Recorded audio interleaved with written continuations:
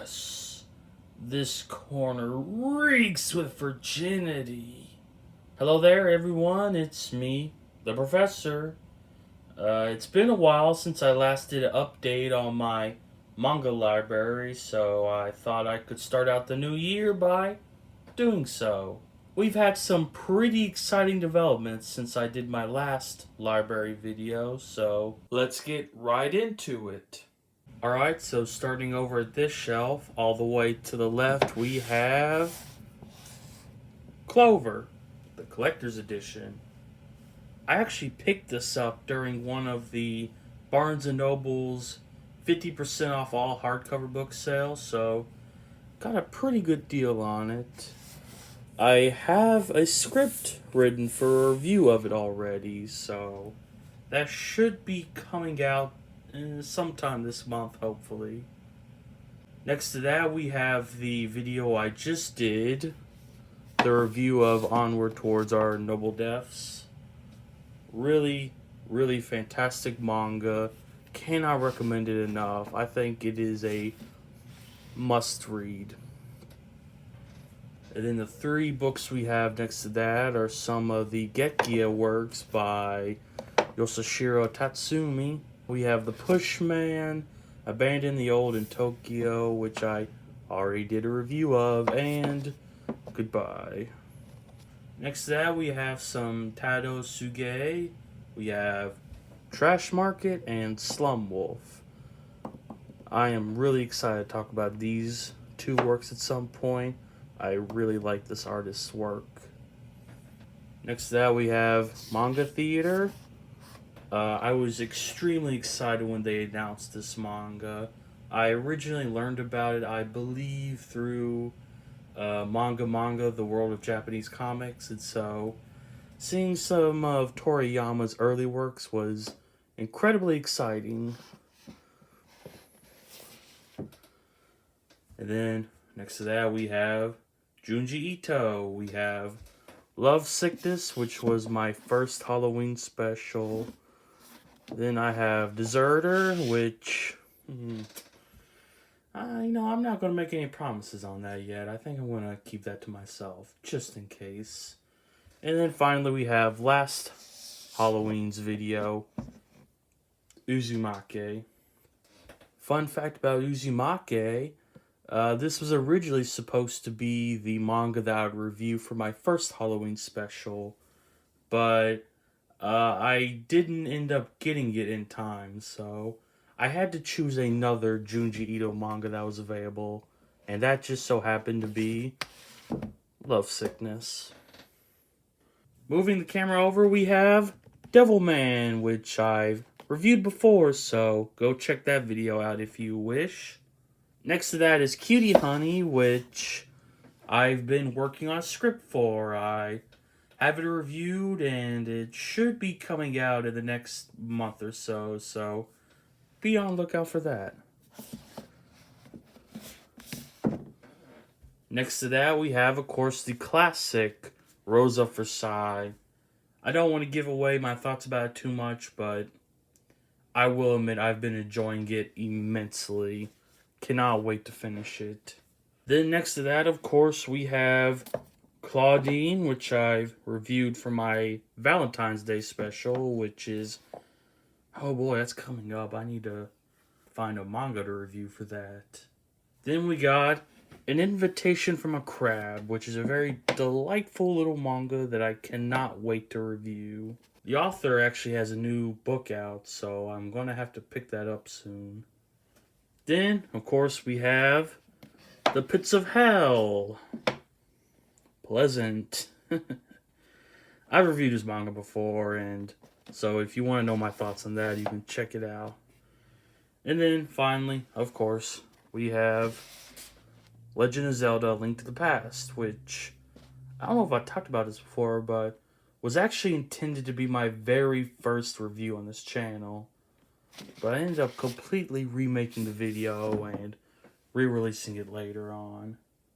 Oh, wait. While I'm up here, I could also highlight this. Yeah, I have very conflicted feelings about owning this. If you know, you know. Also, there's just one left. Alright, so moving down the shelf to the bottom, all the way over on the left, we have the sort of quirky oddballs in my collection. I mean that in the size. They kind of don't really fit anywhere else, at least harmoniously. All the way on the left, we have the Last of the Mohicans. I hope I'm saying that correct. This was my most recent pickup, and it's a very interesting little manga. From what I read inside, it seemed that the 10-cent manga was going to be like a collection of books. And as far as I know, only two were ever made. The other one is an Osamu Tezuka manga, which goes for like $100 now. It's not too crazy expensive or rare, but it's slightly out of my price range. Anyway, it's a real shame they only ever made two because I absolutely love this edition of the manga. It's really interesting and unique. Then next to that, we have a manga which I was really amazed I got a good price on. Comics Underground Japan. This is a collection of various manga taken from Garo magazine. And it's a really nice little book. It goes for a decent price online, but I picked up my copy for like $20, which I personally think is a steal. Next up is what is probably the most unique manga in my collection. I put a question mark next to the word manga because, listen, there's a lot of debate online as to just what manga even means, and I should make a video where I talk about that debate one day. The reason why this being a manga is questionable is because while it was created by a Japanese immigrant, it was created in America and intended for an American newspaper. Now, granted, that American newspaper catered to immigrants, but still, is this a manga? Either way, I'm probably going to review it because it's such an interesting little piece that I would be remorse not to talk about it. Next to that, we have Fist of the North Star, which, as much as I do love it, I've been real slow to pick up the volumes. I don't know why. There's just been other stuff that's occupied my time. And then we have JoJo's Bizarre Adventure, no change there.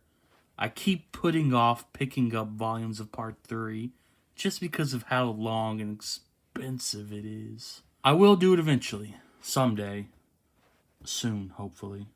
Moving on over, we have Speed Racer, the first review I ever published on this channel. Next to a really nice pickup I got recently.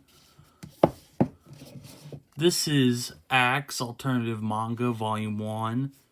Now, as far as I know, they never did a Volume 2, which is a real shame because this is a really nice collection of short alternative manga.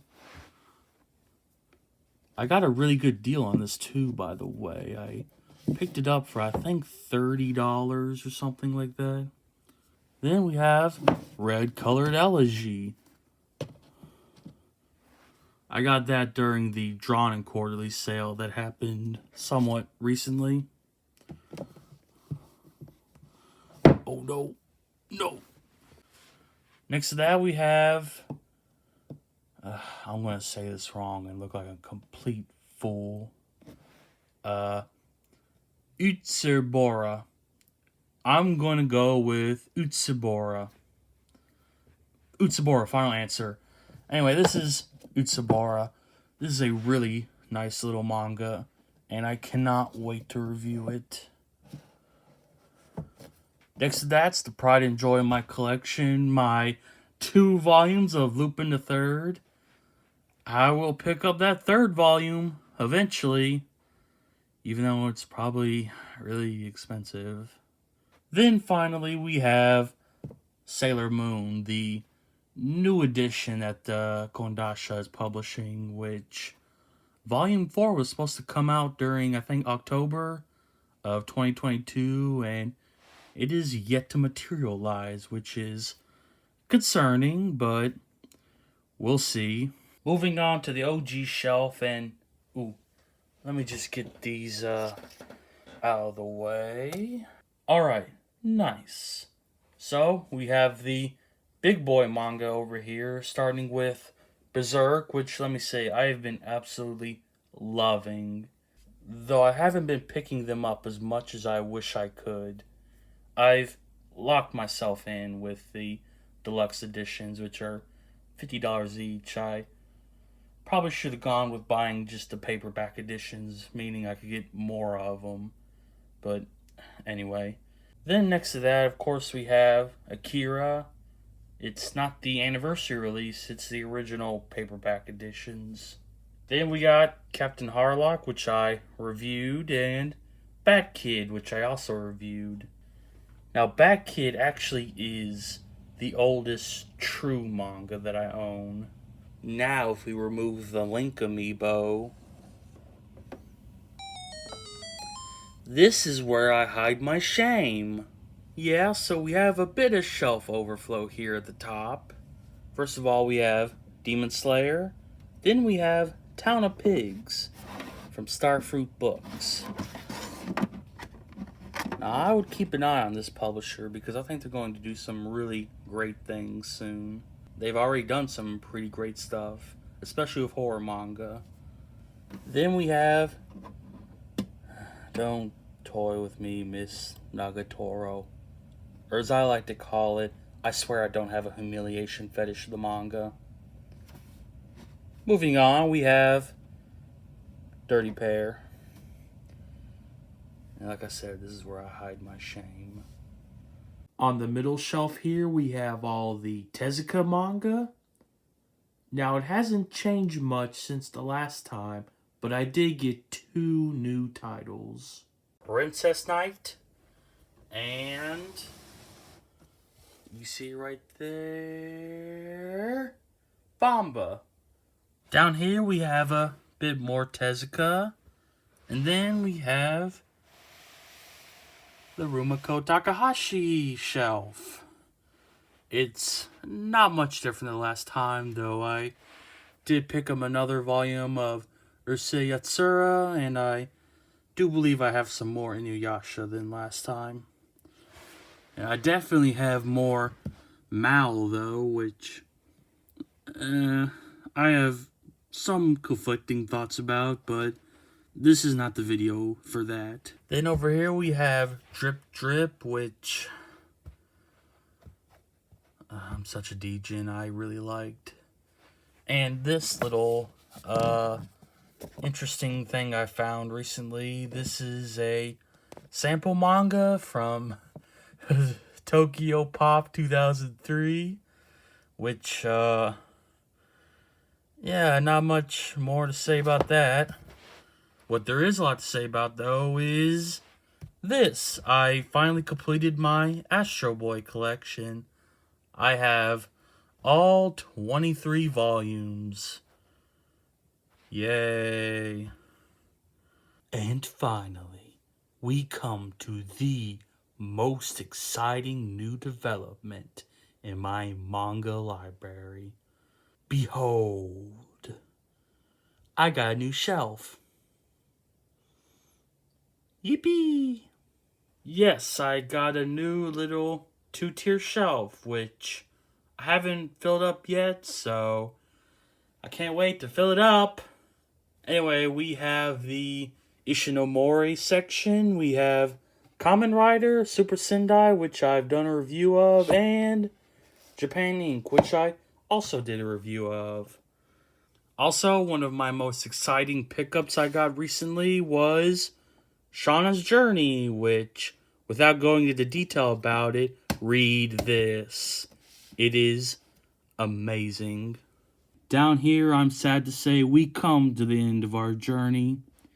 Starting off over here on the left, we have Satoshi Kon's Dream Fossil, which is his complete short stories, and Opus, which I did a review of.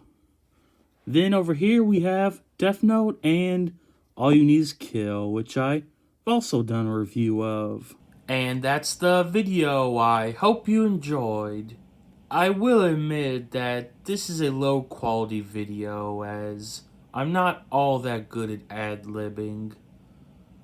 I'm sure the video is going to be filled with repeated phrases and bits that sounded awkward. I just wanted to make a simple video showing the progress of my manga library, as well as to make a video for anyone interested in what titles I had that I will probably be reviewing in the future. Please excuse the low effort this week, for my next video will be one with a lot more effort put into it. Anyway, I hope to see you on this channel again real soon. Goodbye.